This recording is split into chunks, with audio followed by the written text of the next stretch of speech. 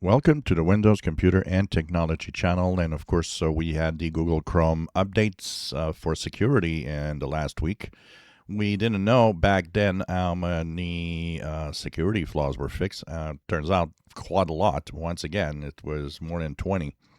So, really big week of updates for security and a lot of high severity flaws. Of course, the Microsoft Edge and Chromium browsers also have their own updates that follow.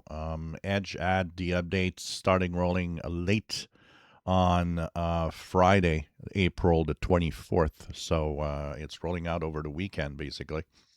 If you go into their upper right dots, into settings, and into, upper right dots, into help and feedback, and into about Microsoft Edge, you will be pushed to 147.0.3912.86 as of Sunday, April 26th today.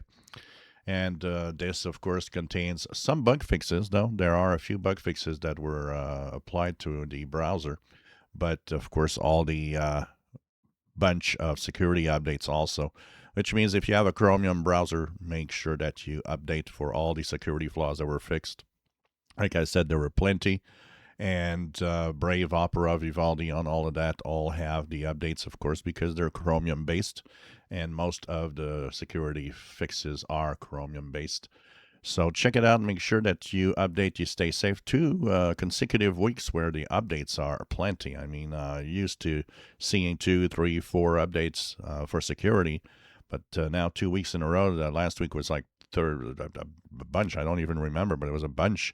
And this week again, it's a lot of security flaws that are fixed. So make sure you stay safe. Make sure you update. If you enjoy my videos, please subscribe, give us a thumbs up. Thank you for watching.